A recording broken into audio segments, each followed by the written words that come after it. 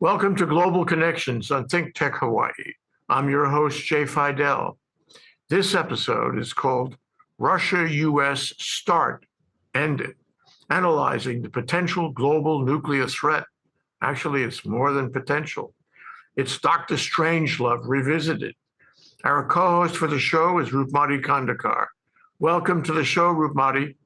Hello, Ajay. Thank you for having me on your show. Always delighted here. Well, nuclear weapons are held by so many countries, and they're being developed by rogue countries and rogue leaders like in Iran.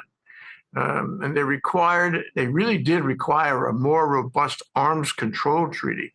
But instead, Donald Trump has failed to negotiate the continuation of the existing arms control agreements, plural. This does not bode well for global peace. So, Roopmati, where are we on the nuclear clock? What effect are these rogue leaders having on that clock? Putin, Trump, Xi, Kim Jong-un, the army in Pakistan, all desperate, all have nuclear weapons, and others too. Where are we on the clock? I remember one article said we were something like 85 seconds before midnight on the nuclear clock. Would you comment on that? Jay, this is such an important topic that you've brought up. And because in this contemporary times, we are on a nuclear TikTok, because 9 countries have this nuclear arsenal. And when Trump, the start which we had, it was the nuclear arms control agreement between Russia and the United States, which expired on 5th February 2026. So this is the strategic arms treaty that it was initially agreed in 2010, and it was supposed to be extended for 5 years. So in 2021, US and Russia deployed strategic nuclear weapon arsenal had to be controlled. So they had no clear definition of what was strategic, what was non-strategic, what was, but it was just strategic nuclear weapons systems which are intercontinental in range.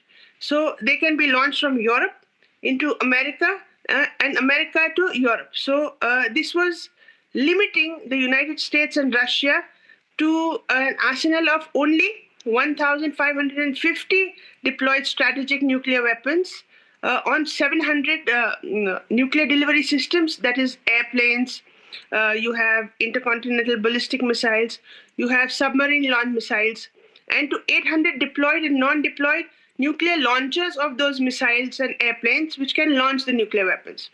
So because it was just strategic and deployed nuclear weapons, both Russia and America have around, Russia has around 5,449 nuclear warheads, while the US has around 5,177. Huge number. We just need 1 to bomb a city, 2 to destroy 2. So it's that dangerous that we have. And so Russia and the US had agreed for a new deal to take effect when the it was known as the New START deal. When the New START expired, they wanted to renegotiate. But that did not happen, Jay, because they had agreed to extend the abiding by this treaty up to 2026. And Trump was initially very positive about this. But then in January, he started asking for a new agreement, which would include even China. Now, this, and he totally ignored the intensity of the lapse of the New START. So, Jay, while these things changed so many dynamics for the nuclear control treaties that we have since the Cold War, this was a cap to the arms race that the world had brought about. And Russia and America negotiating upon these was the most important fulcrum on which we have a control of arms treaties. So this collapsing has brought about lots of debates and lots of fear about what's going to happen next. I'm afraid, and I think we should all be afraid. There are so many factors and variables and elements here. You know, the more weapons you have, and this was so in Barbara Tuchman's book, The Guns of August, on the origins of World War I. It all started with a small incident, the assassination of the Archduke of Serbia and his wife in, I guess it was 1914, led to a 4-year war. Tens of millions died over. It was hard to say why, but the point is that Europe was armed at the time.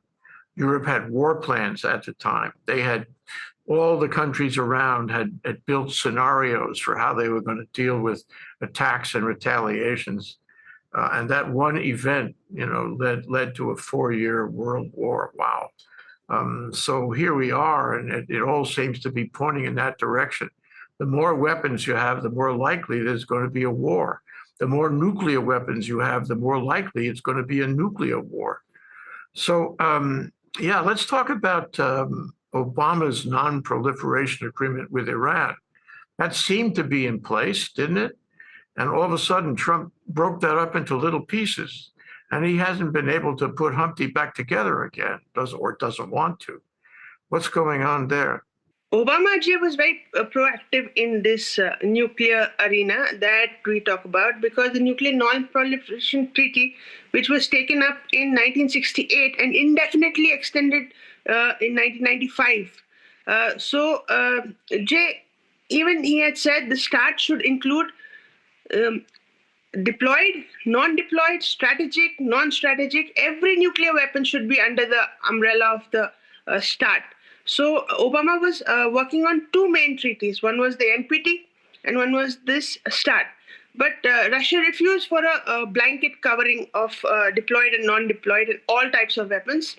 And Jay, with Iran, he had tried to control Iran to such a big extent, because Iran, as we know, is a rogue state. And for them, the destruction of Israel or the annihilation of Israel is the main target for which they want to get nuclear weapons. So for them not to have nuclear weapons is actually one of the main goals of the international system, because till date, if you can name the 9 nuclear weapon states, all of them have it for self-defense or deterrence purposes. Nobody has weapons to target somebody and kill. It's the deterrence side of nuclear weapons which keeps these weapons in the hands of these nuclear nations safe and not put to use unless in very extraordinary circumstances. So Iran came up with this kind of a target to really destroy Israel from the map. And that is when the world stood up and took notice that they could not afford to let Iran have a nuclear weapon. The more countries that have nuclear weapons, the more likely a nuclear war, both rogue countries and non-rogue countries. Let me make a list, and you can count on your fingers how many. Okay, Iran doesn't have, presumably does not have nuclear weapons, but it wants to badly. And it is negotiating to have at least limited ability to generate nuclear weapons. Okay, in addition, there's China, North Korea, India, Pakistan, the UK, France, Canada, and Israel. And altogether, that's enough. And then, and there's all kinds of nuclear facilities that they have or control or want to have or control around the world. And I'm not at all sure. And that is in addition to the U.S. and Russia. Both of them are engaged in rhetoric, and the rhetoric is another way of raising the temperature.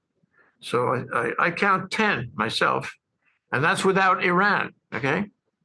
And the scenarios, and there are plenty of them on YouTube, where people engage, including retired military officers, engage in trying to figure out what the scenario would be, how it would start, like the assassination of Archduke of Serbia, and how it would proliferate with retaliation upon retaliation. For example, Kim Jong-un sends a missile to the east coast of the US, and then secondarily to the west coast to discombobulate the US. We retaliate. Our missiles have to cross the Arctic. They're in order to get to Kim Jong-un, to North Korea. Russia doesn't understand that. Russia is not good at communicating. And so Russia thinks the attack is on Russia. So Russia retaliates against an attack, which is a false flag attack. Okay, China likewise thinks there's an attack on China. And so before you know it, you have major powers firing off what they think is retaliatory missiles, and the world goes up in smoke. This is very troubling. The scenarios are replete, and I'm sure every one of those countries, as in World War I, has designed plans and scenarios how they're going to react. And they have facilities and electronics which would tell them when it's time to react. But all of that adds not only complexity but risk. You know, you can have a mad king like Trump. You could have all these rogue guys like Putin and Kim Jong-un, and all desperate and all who have a hair trigger on things. You could have a mistake. You could have an electronic error. You could have a misunderstanding or a miscommunication. And all you need is one nuclear missile fired at one other country, and the whole thing goes up in nuclear smoke. And of course, we can talk about what the results would be. It makes Hiroshima look like child's play. So anyway, what about that? How likely is it that one of these regrettable things would happen and the world as we know it would end? Right now, we just have the Treaty on the Prohibition of Nuclear, TPNW, which is the globally applicable treaty in this force at this time. And Jay, as usual, like with any other treaty, there is no binding force that if you do not bind to this, what will happen? So that we have signatories, we have strong messages being sent to everybody, but the real action is how do you prohibit a holder of a nuclear weapon from using it? Because discretion, political will are very subjective issues for nations, and the flair of the eccentric mind of the leaders is what will be most important. You know, the frustrations that come in when you are fighting wars, the frustrations when you are fighting repeated wars. You can imagine the kind of tension Israel is in when they are facing fronts, 7-9 fronts, terrorist leaders. They have the entire mind and heart to bomb, but they don't. So that is restraint. That is restraint in the mind of a civilized nation. That is the problem, Jay, when these nuclear weapons in the hands of rogue countries will have no restraint or no intention of deterrence, and they will start bombing for the sake of bombing or blackmail, or it will fall in the hands of non-state actors like terrorist outfits or ISIS. We are going to be in big trouble because 5,100 in hands of Russia, 5,500 in US. This kind of numbers are huge. One is enough for anything to be destroyed. The line that nuclear war will destroy humanity time over and over again is not a joke. It is for real, and it is going to be played out if, like you said, it's going to have a cumulative effect. It will have that suspicion triggers so many actions which may or may not be true. So when you say that you're sending a missile towards North Korea, Russia and China will wake up. And you have alliances. You come in to save the alliances. All these are factors which are very, very dangerous in conventional wars where, conventional weapons are used. This is extraordinary. And we cannot go through a nuclear war. That is the main part of this, Jay. Yeah, I want to cover that. But one factor here that we ought to touch on before we get to the result of a nuclear war is the variable involving rhetoric. Because it seems to me if you took the word nuclear and put it into Google or ChatGPT to see what people were saying about nuclear war, there would be an enormous number of comments made by leaders, by national leaders of all sizes and shapes. about the possibility of nuclear war. The think tanks are busy talking about nuclear war. It's a major subject around the world about the possibility of nuclear war. And the more you talk about it, the more you threaten it. And many countries have, starting with Russia, but also, other countries too. Trump, for example, the more you threaten nuclear war, the more likely you're going to have nuclear war. That's one thing. The other thing is, I think we meaning all these countries, have given up on the notion of following agreements. We know that Trump doesn't follow agreements. He doesn't abide by agreements anyway. And even if he were to have a non-proliferation agreement, a START agreement with Russia or Iran, would there be any real chance that the countries who signed that agreement would abide by it? Or would they just blow it off and create nuclear weapons and create plans to use them? Would those agreements hold? The START is just between Russia and US. Now, it did not get renewed because Trump had in his mind to get China onto it. And his negotiator, Marshall Bilinsky, he insisted on China's inclusion in the Russia-US talks.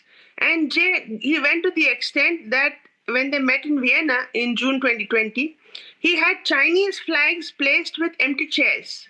So that was the kind of force he was trying to use to get the Chinese to negotiate or come and be a part of the START.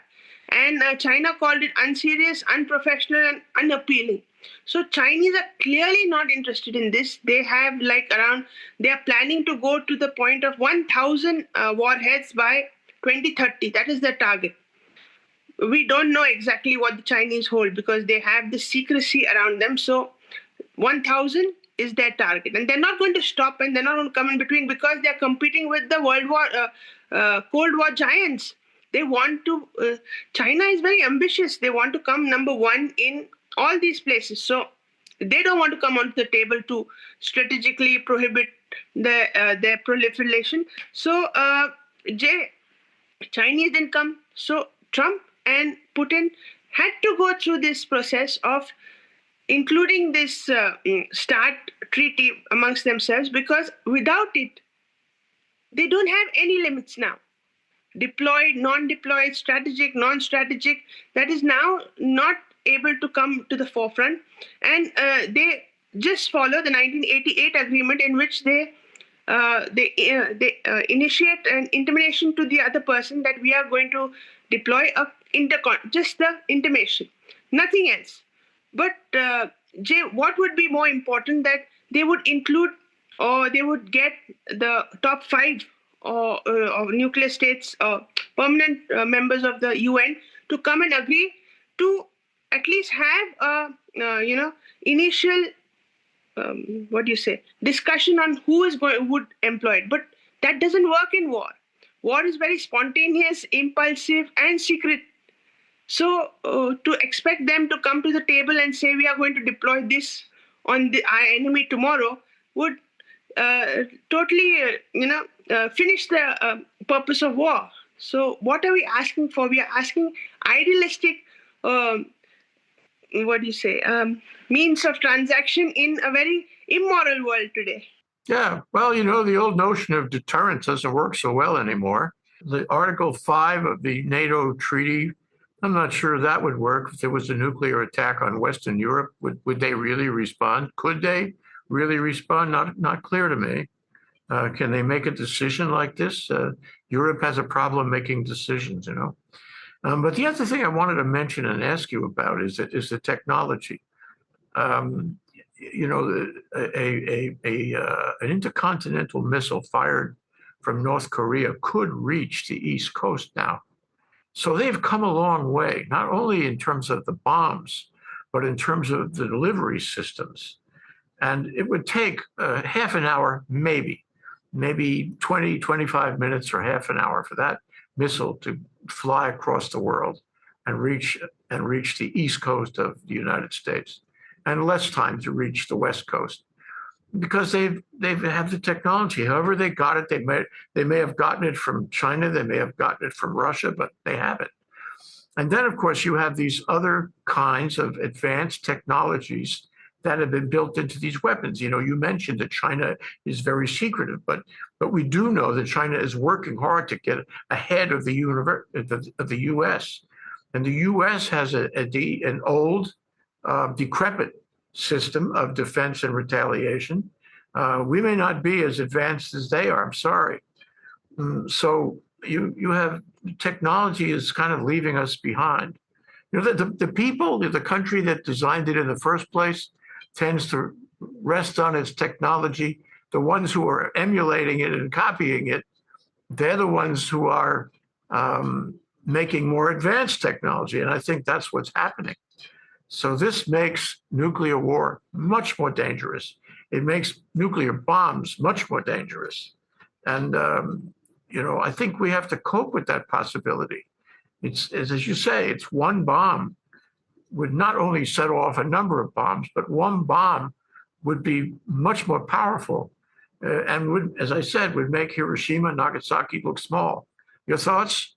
You remember when we had the drones or missiles from Iran being launched to Israel? We could see them over Jordan. They were intercepted at Jordan. They were fired at by Saudi Arabia. They have the benefit of land in between. Now, Russia and the US have the disadvantage of an ocean in between them. When the missile is launched, there's going to be no way to detect them. If they are launched, they will reach 20 minutes, you say. So, we don't have interceptors in between. You will have to have aircraft carriers in the sea, which will take the shot. But no land barrier that can effectively deter these missiles from coming in and going out. And Jay, the Chinese and Russian current missile technology that we have, it would overwhelm the 44 ground-based interceptors that the US has right now against these ballistic missile attacks. So this is the main reason that Trump came up with the concept of a golden dome. But it's like we discussed in one of our programs that it's going over half $1 trillion, and till it's implemented, cost will, of course, go over budget. So, Jay, these missiles and these drones, these nuclear, we're having drones which are normal right now. If they're nuclear capable drones, you don't need to have those huge. They will have lighter payloads and attack larger areas. If in war language we can say it, that the carrier systems will be more sophisticated, more lighter, more faster. How do we go about that is the main issue, because the nuclear weapons are the ones which have the capability to destroy over what we would imagine. The damage doesn't have a study or a research. We have just seen 2 cities being destroyed. But how much would another more heavy-duty warhead or nuclear warhead would destroy? How do you launch it from your aircraft carriers, from your submarines, from your aircrafts? It's all such a bleaky situation, Jay. A Hollywood director can sit and write down a script and use any effects he wants, because it's limitless. Your imagination is limitless. Well, one of the things that's come up is the use of electronic pulses in connection with these bombs, whether they're nuclear or not. They blow up at high altitudes, and they disturb electronic impulses below in a very wide radius of geography. So electrical impulses in telecommunications, in power lines, in everything that uses electricity, including cars, computers, everything, would stop. And so I would suggest that nuclear war, as we have imagined it, is only part of the program, because it would be hybrid. In other words, and Kim Jong-un is capable of this, he would use this kind of electromagnetic bomb, and he would use hacking. He would hack our systems, as he showed he could do in the Sony incident a few years ago. So he would try to get us at all levels. And China probably has the ability to bring our power plants down anyway, no bombs involved. The idea is to stop the other guy, stop the society of the other guy. But I want to go through these scenarios. because I don't think people realize just exactly how threatening this is. If it happens, if one bomb goes awry, whoa, okay, you got lots of people killed on the initial blast. You got cities destroyed, infrastructure, including plumbing, electrical power plants within a radius of a few miles, and then beyond that you have fallout many miles, and it continues for years and years. Like Chernobyl is still radioactive. You got the failure of infrastructure. You got essentially the failure of civilization. It's the end of the world. That's why Zaporizhia is so deadly, and that we, including Ukraine, have no control of what's going on there. You have shortages of water, power, healthcare, all the badges of civilization, all the services that government and that collective efforts can provide. It would be Mad Max at Thunderdome. It would be reverting back to some kind of Stone Age society, and many, many people would die. It would be a complete remake of society, a reduction of society. And even the oligarchs who think they have enough money to get by and maybe go to the moon, live there. I'm not sure they really want to do that. They all talk about, life on the moon and on Mars and all that, but they're not going to be able to save themselves there. So the bottom line is that this kind of war levels the entire planet, and it levels society, and it is essentially impossible to get back to where we were. We would be in complete and total chaos and destruction, and the human race would be reduced to a small fraction of what it has been. So I guess the question I would ask you is, if this happens, what do I do? When I see that blinding light, in the West, what do I do? Get under the desk like we did when we were kids, duck and cover? What do I do to save myself and my family? What do I do? Or is there nothing I can do?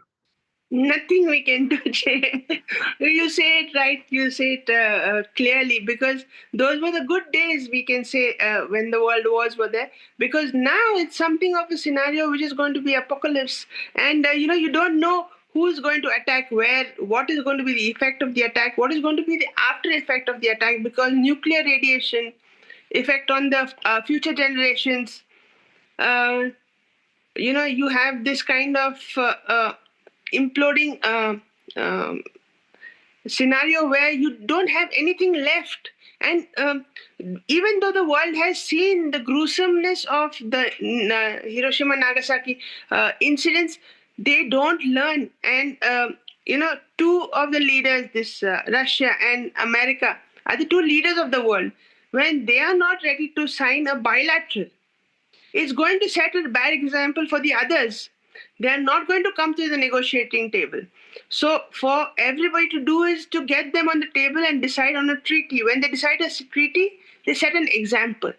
And that is most important right now, because we are having psychological battles with psycho leaders right now. The leaders are ready to go for years of battle. Earlier, you could not afford a war. A war would set a country back decades of growth and development. Now they don't care. It is just the transfer of weapons, who's buying more sophisticated weapons, what is the black budget, what is the secret budget, defense system. All these things are taking prime stage in any country's priorities. You have strategic partnerships being signed. 4 or 5 years back, trade deals, development deals was the key issue going on in the global liberal market. Now it is, who's going to be my strategic arms supplier, who I can develop defense deals with, who I can, develop weapons with, fighter jets. All these things are coming in. Who's going to have the patents, or, all these technological loopholes that have come in, where you try to prevent terrorists from hacking your systems, like you said, data protection. All these are new words, Jay. But these new words are having implications which can really, really destroy mankind in such a way that when they strike, you have no turning back. Now, Israel and America were indulging in precision strikes in Iran, in Hamas, for all these things. Okay, there was no mass damage to society. But imagine if now these nuclear weapons goes in the hands of a rogue nation, they're not going to see how many civilians. One suicide bomber is enough to come and walk into a crowded society and blow up everybody. So if they have nuclear weapons, they're going to strike in all 360 degrees that they have there. Nobody's going to be able to stop them. So these scenarios are very real, and as time grows closer, we are seeing that this can become a reality. As soon as you wake up, the global scene changes. You're watching announcements being made which you would never ever predict in the evening. So that's how fast the world is changing. We don't have trajectories, we have impulse decisions. There's a thing happening too, and I don't fully understand it, but let me throw it at you. Saw an article about the peace movement, for example, in Japan. And it used to be a very strong peace movement because they have had personal experience with nuclear weapons. But it seems to be on the wane. People don't care as much. They're not as excited to oppose nuclear weapons, the nuclear proliferation that's happening in the world. And in the US, we see it in the media. We see movies, shows of all kinds, news stories, opinion pieces of all kinds. It envelops us, and we get numb. We get numb. And I think that the world of a few years ago, even the 60s, where people opposed any notion of atomic bombs, of nuclear war, now we kind of live with it. We're kind of numb to the possibility. You see protests in the street over what Trump does with immigration, but you don't see protests in the street against nuclear war. You don't see that. It is simply not that important on the priorities that people are concerned with. And this is a great concern to me because I think it's a factor that brings us closer to the atomic clock, to midnight on the atomic clock. What are your thoughts about that? People invest their energy and their revolutionary power in protesting against pro-religion or anti-Semitic protests. These things which do not really matter. But pseudo liberals, they don't want to come to the point that you debate or you bring forth or you press your support against these important issues. At the debating forums in the UN, none of these issues are discussed with that much vigor. There are plenaries where they discuss of one word being included, not included, whether it makes sense or not. That takes hours and hours to include one word or not. But nobody talks about the big words. You need a nuclear control over the nuclear controlled nations. Do we have one which covers all the 9 nations? They don't. They don't have one which covers the use, their proliferation, their exchange, the exchange of nuclear technology which happens, or the arsenal collected, which minerals are being used. All this is not that much in the mainstream discussion as it should be, because it's one of the most important points that will come up in a war, any war in the new world today. You had Ukraine drone attack on, suppose, the Russian president's house. If it was a nuclear attack, it would be destroyed. So the intensity is just how far will these nuclear weapons go? There is a big another rogue state that we have, Pakistan, which can sell. They are in a bankrupt state. What if there's a scenario, hypothetical scenario, that they have to sell their nuclear weapons? Would they sell it? Would it fall in the hands of a wrong person, wrong unit? And that unit could use it against anything. It could even pass off to, there's this oil system that Iran was using. The ships used to sail from Iran to Pakistan, bypassing the Indian waters. As soon as they reached close to Pakistan, they would change the flagship to Pakistan, and the oil would move to from Iran to Pakistan. India has had turned a blind eye to this because it was oil, but now, because of the intensity of what is happening, they have caused a blockage to that. So no longer Iranian ships can just change the flag and enter Pakistan soil territory. So it's being blockaded, the Iran ships. Those ships can carry the same nuclear weapon systems or weapon technology from Pakistan to Iran easily.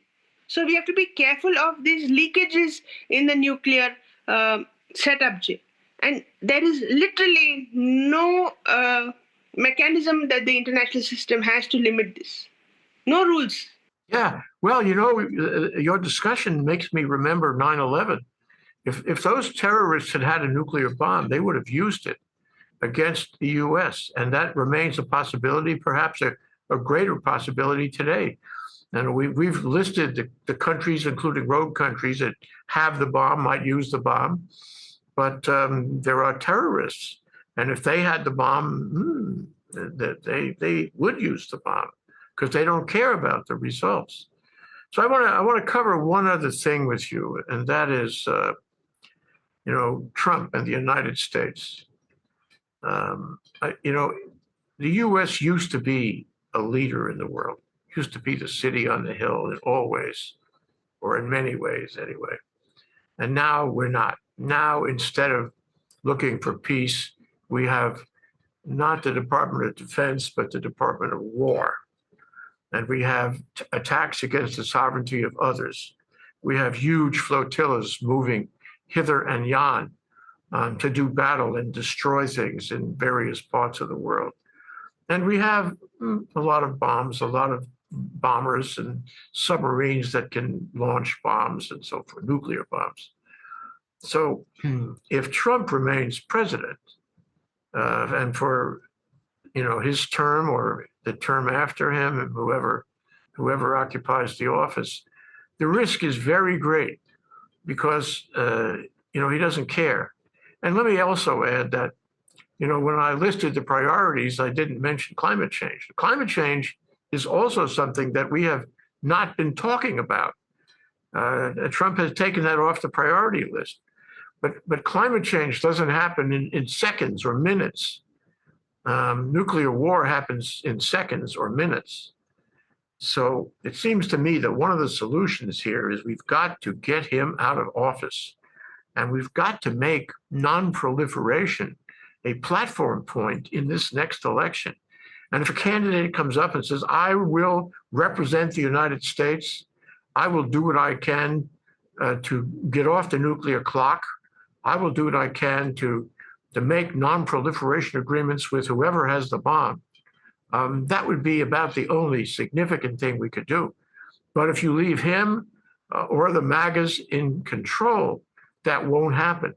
This is a big, factor, don't you think? Yes, Jay, but a big factor that we have is that our voters are ignorant. Our voters depend on short-term news. Our voters have memories which just last for that moment's political jingoism. They don't look at the larger picture. They don't look at what effects they have on long-term effects they have. When he promised the world and the stars and the moon, has he delivered on the promises? It's already been so long into his term. Nothing is delivered. There is just more disorganized chaos after what he took office. So this kind of awareness that the voter has to have, the political will to go to the booth and vote for the right candidate is extraordinarily missing in voters today, Jay. And because of that, you vote the wrong person into the chair. And when that happens, this kind of wrong decisions follows. The priority is given to issues which are far less important. Bitcoin is in the news every day. You'll have teenagers or people in the investment ages going for a Bitcoin research, but nobody will go for a NPT research or what is a treaty or what is nuclear arsenal, what will the effects of a nuclear war. Nobody will look at it. You'll never ever go and have people who are enlightened voters. And Jay, this democracy that we have. It's fabulous. But the will of the majority, when the majority is blind to facts in the world, is very dangerous today. That's why, when you have a dictator like Putin on the seat, he carries out his agenda in a long term. Now we have Trump.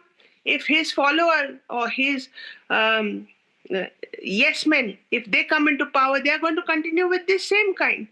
And this blatant issue of I know I am right and I will do as I want is the main thing that is hurting American interests everywhere today. So you have the Supreme Court coming in and giving a voice on the political wing of the country. So these kind of things are available at a higher level of people. But the voter is at the main lower level, but he is the most important. And the voter never understands this. No, they go for a voting session. They will go for a picnic instead of voting. I think we're at a biblical inflection point. And, if this kind of thing happens, if nuclear weapons are used, they will proliferate. There'll be scenarios of one kind or another that will decimate the world and the human race. And it won't matter if you're in the majority or the minority. It won't matter if you voted for him or not. He can blow up everything. And so there really must be a change soon. Anyway, we'll have to leave it there. Thank you so much to our co-host, Dr. Roopmati Khandekar. I'm Jay Fidell, host of Global Connections. The title of this episode has been Russia-US Start Ended. Dr. Strangelove Revisited. Thanks to our viewers for watching. We'll see you again soon for the next one. Aloha. Aloha, Roopmati. Hello, Ajay. Thank you so very much.